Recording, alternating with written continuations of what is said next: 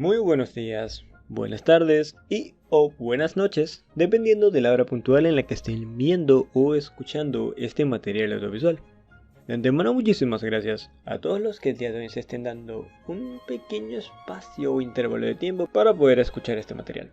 Mi nombre es Gabriel Forgione y en esta ocasión vengo con la finalidad de exponer el proyecto final ya elaborado el grupo conformado por Andrea Montero, Álvaro Aguinagalde y mi persona, Gabriel Forgione, para la asignatura de Programación 2, impartida en la Universidad Nacional Experimental de Guayana, más específicamente en la carrera de Ingeniería Informática. Al tratarse del proyecto final, buscamos llevar a cabo todo lo que hemos aprendido o desarrollado durante el semestre del 2020. El código lo redactamos en el programa Dev C++. Cuenta con aproximadamente más de 2000 líneas de código, donde podemos encontrar todo tipo de aplicaciones relacionadas al contenido en lenguaje C, que es lo que realmente desarrollamos y desglosamos durante este semestre.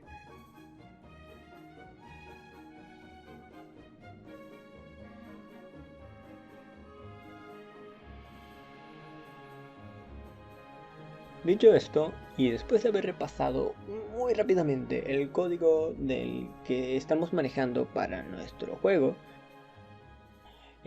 podemos comenzar a guardar y a compilar el juego para verlo en acción.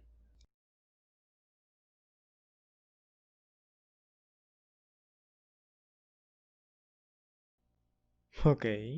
Cuando compilamos el juego, lo primero que vemos en pantalla, cuando se empieza a ejecutar como tal, fue un detalle coqueto que le agregamos, que era el logo de la universidad en la que estamos estudiando, ¿no? En la que estamos presentando el proyecto. Posteriormente a eso, lo que pasa a mostrarse es directamente el menú. Hay detalle, resulta que la música a veces suena y a veces no, pero como pueden ver en pantalla, el juego se llama Unexpoly como tal, no se llama Monopoly. Y únicamente tiene dos opciones. Directamente te dice para ir a jugar o directamente para salir del juego. Así que como esto es meramente ilustrativo, pues tu ideal es ir a mostrar el juego. Entonces, cuando tú cliqueas la opción, te permiten elegir la cantidad de jugadores que van a jugar en el tablero, valga la redundancia, pasando desde 2 hasta 4 jugadores. Para demostrar rápidamente cómo va haciendo la dinámica, voy a jugar con únicamente dos fichas. Pero para llegar a mostrar cómo se ve el mapa completamente con los 4 jugadores en la pantalla, vamos a elegirlo.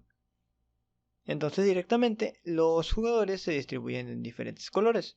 El primer jugador pasa a ser el rosado, el segundo el verde, el tercero azul y el último amarillo. Entonces, antes de comenzar la partida, cada color del respectivo jugador debe elegir una de las fichas que están disponibles como avatares que los representen en el tablero. Tras elegir las respectivas fichas para que representen a cada jugador, entonces la partida podrá directamente empezar. Muy bien. En primera instancia, cuando nosotros compilamos y empezamos una partida en el juego como tal, podemos ver que la estructura en la pantalla se compone en gran manera del tablero del juego tradicional de Monopoly. Realmente, al tratarse de un juego que busca adaptar, llevar del juego de mesa del Monopoly, de la vida real a lo digital, a la computadora, de lo físico a lo digital, en pro de que la experiencia se conservara similar intentando replicar el tablero, hemos manejado el tablero con la misma estructura que se maneja en el juego como tal.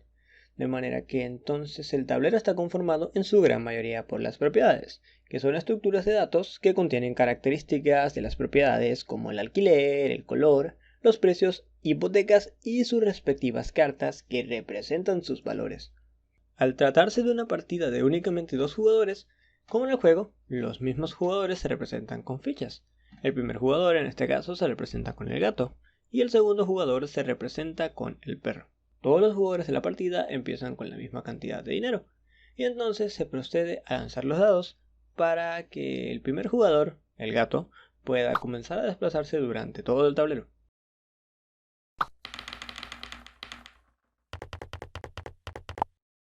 para inyectarle un poco más de personalidad, un poco más de identidad a nuestro código, a la experiencia de jugarlo, decidimos cambiar algunos tipos de cosas.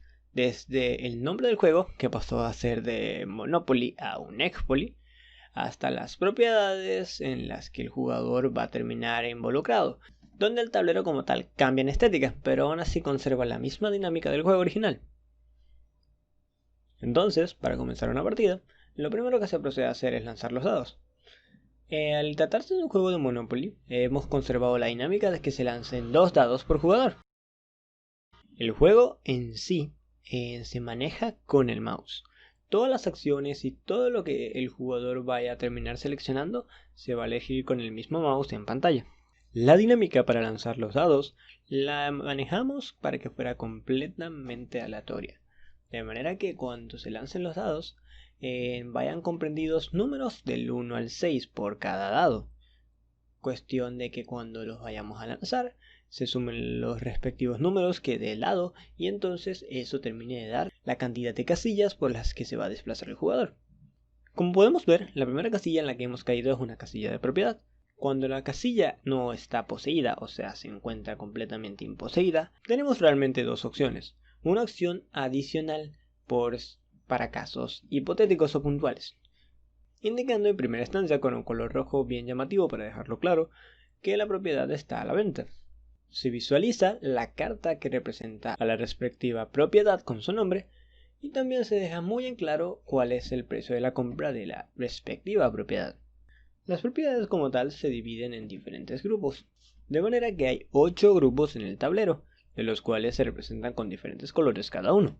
Entonces, cuando el jugador logra caer en la casilla de la propiedad imposeída, tiene dos opciones habilitadas a su gusto.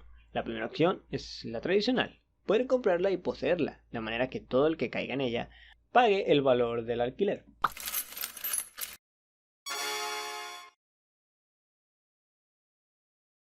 Y la otra opción sería subastarla, de manera que entonces entre todos los jugadores se van directamente a una subasta para ver cuál de los jugadores es el que más termina por apostar.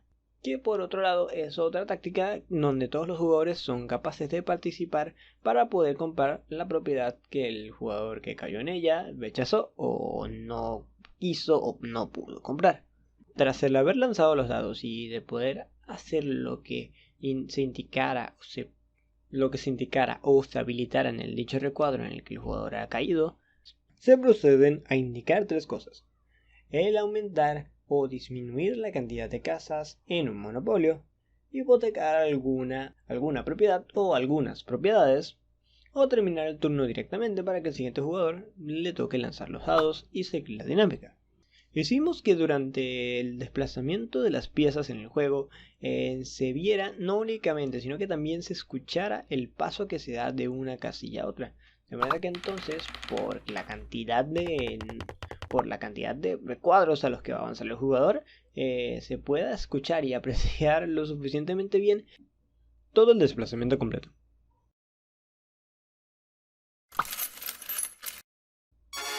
Algo interesante de remarcar es que cuando el jugador va avanzando y va adquiriendo propiedades, en el mismo tablero se remarca con un cuadro, se remarca al lado de la propiedad un cuadro que representa al respectivo jugador. En este caso, el gato es un color que pasa a ser el rosado. Entonces todas las propiedades que tengan cerca ese cuadro son propiedades del gato. Y entonces todos los jugadores que caigan en ellas les va a tocar pagar el alquiler. El gato o el respectivo jugador que posea la propiedad no podrá aumentar o comprar casas para su propiedad o propiedades a menos que posea el monopolio del grupo completo. Es decir, en este caso, que posea todo el color azul o todo el color rojo o todo el color naranja. De manera que tras poseer el monopolio, el jugador será capaz de poder comprar casas para cada una de sus propiedades. Esto producirá que todas las personas que caigan en ellas tendrán que pagar más alquiler del que paguen originalmente por solo tener la propiedad. porque solo un jugador la tenga y ya. Porque solo un jugador, por el que solo un jugador posea la propiedad. Algo que es muy importante remarcar es que tras la compra de una casa se deberá igualar la cantidad de casas en todas las propiedades, parte del mismo grupo del monopolio, para poder seguir aumentando la cantidad de casas en una propiedad. Es decir, hasta que todas las cantidades de casas no sean iguales en el grupo, no se podrá seguir aumentando la cantidad de casas que las posean. Tras obtener un total de 4 casas en las propiedades, después se podrá adquirir o optar por comprar un hotel. Algo que también se toma bastante en cuenta en las partidas y en el código como tal es que se controla mucho el estatus en el que se encuentra actualmente el jugador. Es decir, también durante la partida se controla muchísimo el estatus en el que se encuentran actualmente dichas propiedades. Es decir, si están compradas, si están hipotecadas, si están libres, el número de casas o el número de hoteles. Los jugadores también son una estructura de datos que contienen el dinero, las propiedades que adquieren y las fichas que utilizan cada uno. Su estatus actual durante el juego varía si en plena partida están en la cárcel, si participan activamente en subastas o no. Esta estructura de datos, a su vez, contiene otra estructura de datos, la de los inmuebles, el cual a su vez contiene una estructura con cada tipo de propiedad. Las propiedades están separadas por 3 categorías. Servicios, que son los servicios de agua y los servicios de luz. Propiedades, que son las 22 propiedades que representan diferentes locaciones o sitios, parte de Ciudad Guayana, la ciudad donde nos inspiramos para que tuvieran los nombres, los monopolios, que se distribuyen, y las estaciones de desplazamiento, que son 4. Están en estructuras diferentes porque manejan datos diferentes. Las propiedades pueden aumentar casas y hoteles y, de ser necesario, disminuir, mientras que ni los servicios ni las estaciones pueden recibir mejoras como esas, pero pueden aumentar el alquiler de acuerdo a cuántas propiedades de dicha categoría posee el jugador. El alquiler de los servicios depende de los dados, como las mismas cartas los indican. En base a lo que se lance, se da un estimado del precio a pagar por el jugador. El alquiler de las estaciones depende de las tarifas establecidas. Entre más propiedades de estaciones se tengan, la tarifa aumentará, por la cual el jugador que caiga en ellas, que no sea el dueño, deberá pagar. Y las propiedades cobran según la tarifa de alquiler, color, casas o hoteles. Las cartas son listas simples enlazadas, que contienen un vector, con un número del 1 al 16, de forma desordenada para que sea aleatorio, y produzcan resultados variados. El banco es otra estructura importante, que controla la venta de propiedades, casas, hoteles y las hipotecas. Utilizamos punteros en casi todos lados. En el código del juego se aplicaron arreglos de estructuras, punteros y memoria dinámica en las listas. La estética visual se logró mediante la instalación de un apartado visual para lenguaje C y lenguaje C++, llamado Allegro. Durante las partidas agregamos también algunos tipos de reglas o condiciones que se cumplen de acuerdo a cosas puntuales o específicas. Algunas de ellas son que, como acabamos de ver, los dados arrojen el mismo número. Esto produce que entonces el jugador tenga la capacidad de volver a lanzar los dados para seguir desplazándose en el tablero.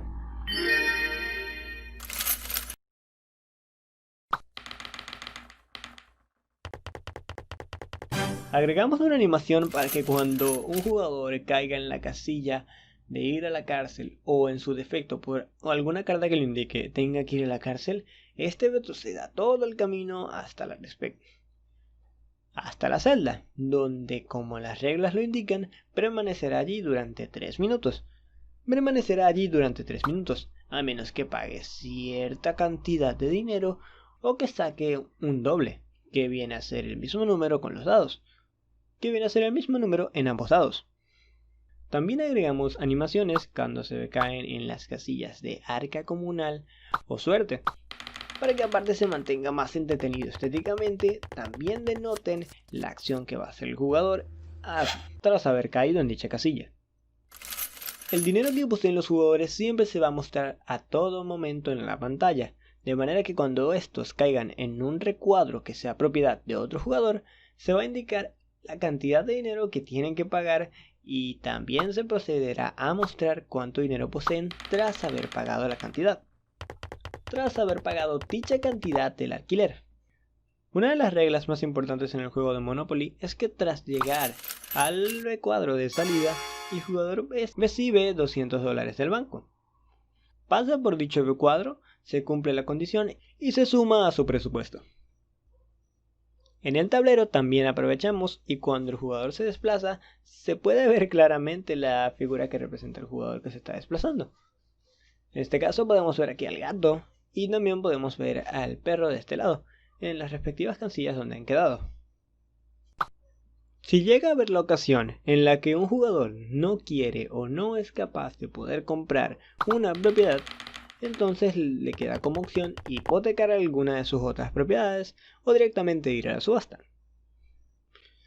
En este caso, los jugadores van a estar empujando cantidades de dinero que van entre los 100 o 20 dólares para que alguno de ellos se pueda terminar quedando con la propiedad. Al final de la subasta, cuando alguno de los dos jugadores se rinda, el jugador que al final se quede con el monto más alto o el monto fijado recibirá una cuenta regresiva y se quedará con la propiedad, como acabamos de ver. Si durante el lanzamiento de los dados el jugador recibe en 3 ocasiones el mismo número 2 veces con los dados, va directamente a la cárcel y tendrá las mismas posibilidades que como si fuera la cárcel de forma habitual. El juego, al darse cuenta que el jugador no posee la cantidad de dinero suficiente para pagar una propiedad, directamente le bloqueará o no le permitirá comprar la propiedad, orillándolo a ir directamente a una subasta o hipotecar alguna de sus propiedades para poder aumentar la cantidad de ingresos que tiene y comprar la propiedad. Tras hipotecar una propiedad en el juego, el jugador recibirá una cantidad considerable de lo que pagó al principio, de lo que pagó por la propiedad, y esta se quedará inhabilitada. Ni el jugador que la compró originalmente o los otros jugadores recibirán algún tipo de penitencia por caer en una propiedad hipotecada. A menos, claro, que ésta se deshipoteque volviendo a pagar cierta cantidad de dinero. Volviendo a pagar la cierta cantidad de dinero que se consiguió tras hipotecarla. La partida de Monopolio terminará hasta que alguno de los dos jugadores logre quedar en la bancarrota o simplemente no tenga cómo lograr sacar más ingresos. Si llega a haber una ocasión en la que el jugador cae en una casilla de un jugador contrario y no puede pagarla, el juego le permitirá hipotecar sus propiedades para poder pagar la deuda.